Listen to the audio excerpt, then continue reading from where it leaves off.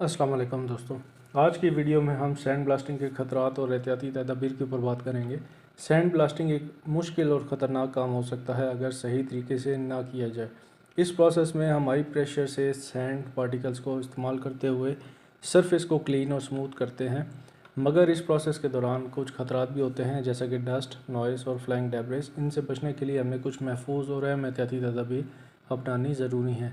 आज की वीडियो में हम देखेंगे कि सैंड ब्लास्टिंग के दौरान किन किन चीज़ों से हमें ख़तरा होता है और इन खतरों से बचने के लिए कौन कौन सी प्रिकॉशनरी मेजर्स लेनी चाहिए। तो चलिए शुरू करते हैं और देखते हैं कि सैंड ब्लास्टिंग को कैसे महफूज और आसान बनाया जा सकता है।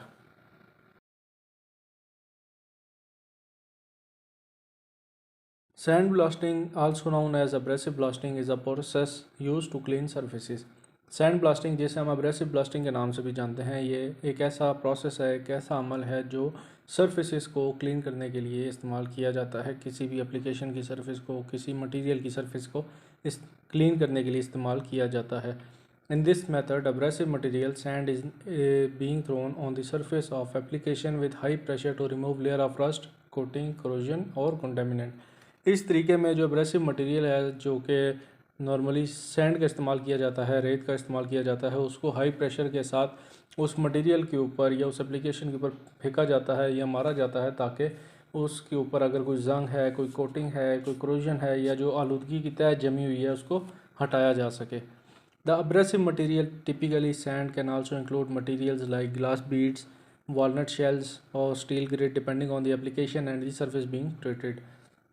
जो एब्रेसिव मटेरियल है वो उसमें आमतौर पर रेत में जो है शीशे के मोती शामिल होते हैं, जो शीशे के ज़रात हैं, अखरोट के खोल शामिल हो सकते हैं, स्टील ग्रिट जैसे मवाद को भी शामिल किया जा सकता है, या फिर इसके अलावा अगर आपने कोई और मटेरियल यूज़ करना है।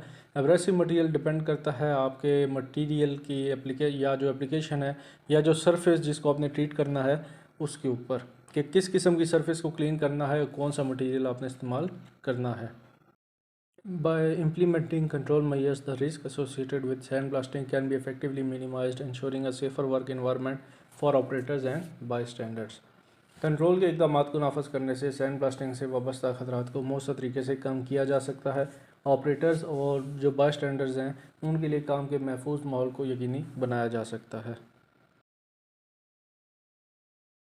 Sand blasting hazards, sand blasting के क्या क्या ख़तरात हो सकते हैं। एक्सपोजर टू एब्रेसिव पार्टिकल्स, जो ज़रात हैं, जो एब्रेसिव पार्टिकल्स हैं, उनको कोई भी शख्स या जो कोवर्कर्स हैं या जो उस एरिया में बाकी लोग काम कर रहे हैं, वो एक्सपोजर हो सकता है उनका।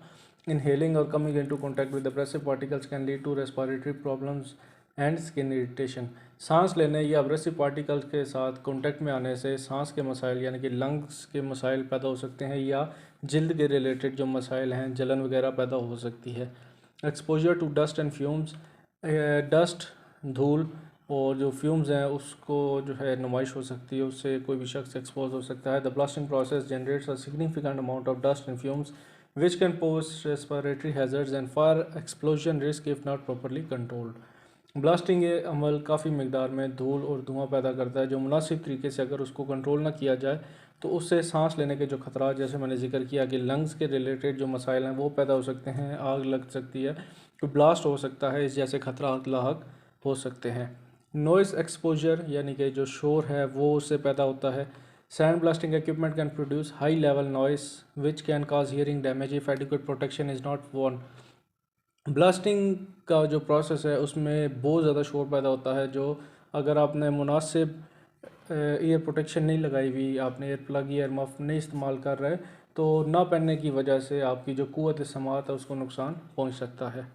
रिस्क ऑफ इंजरी, चोट का ख़तरा है, इंजरी हो सकती है। High pressure abrasive stream can cause injuries if they come into contact with body. Additionally, flying debris and rebounding abrasive material can also pose a risk to operators and bystanders।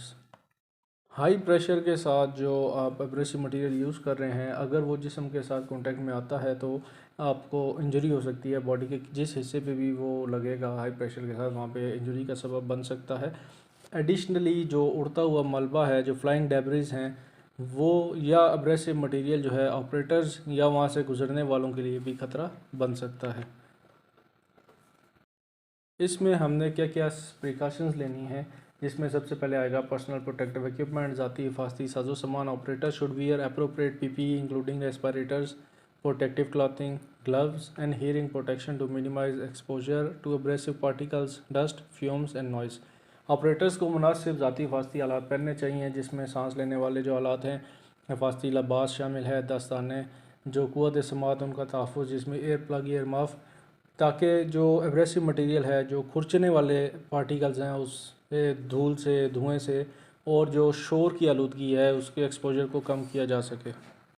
Engineering controls, इसके engineering controls क्या क्या होंगे? Enclosure और containment structures can be use to minimise dust and fume emissions.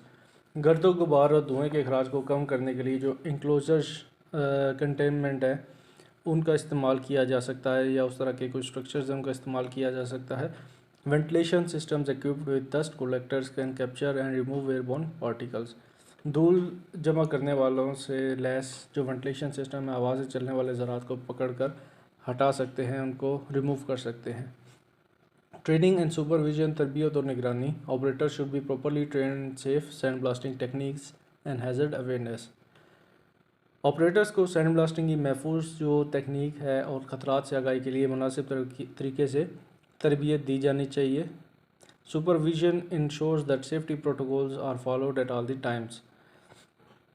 मुनासिब जो supervision है, मुनासिब तरीके से उसकी जो शख्स सुपरवाइज कर रहा है, निगरानी कर रहा है, वो इस बात को यकीनी बनाता है कि हिफाजती प्रोटोकॉल्स की हर वक्त पैरवी की जा रही है। रेगुलर मेंटेनेंस, बाकायदगी से देखभाल।